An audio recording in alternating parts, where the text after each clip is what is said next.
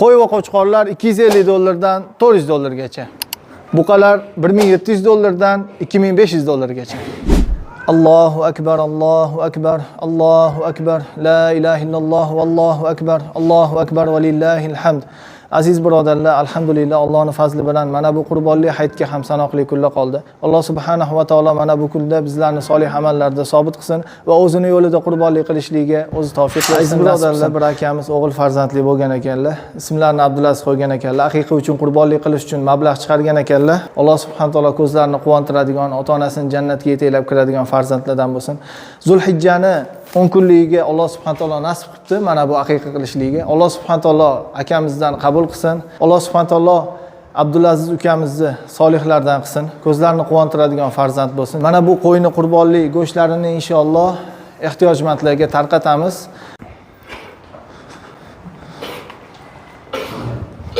Aziz birodarlar, kim mana bu Shom va G'azo yerlarida kim qurbonlik qilmoqchi bo'lsa, Muhsin Xayriya fondi orqali o'z mablag'inglarni yetkazsanglar bo'ladi. Ma'lumot o'laroq, hozir G'azoda qo'y topilishi juda ham qiyin. Topilsa ham 2000 dollar kamida.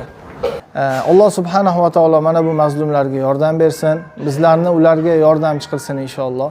Ko'rib turibsizlar, qo'y 2000 dollar bo'lgandan keyin oddiy yordamlar ham, masalan, ya'ni juda qimmatchilik davom etyapti.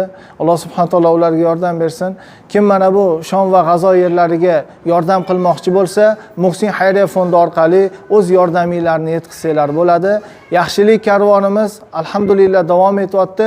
Mana bu yaxshilik karvonidan aziz birodarlar, siz va biz ortda qolmaylik. Assalomu alaykum va rahmatullohi va barakatuh.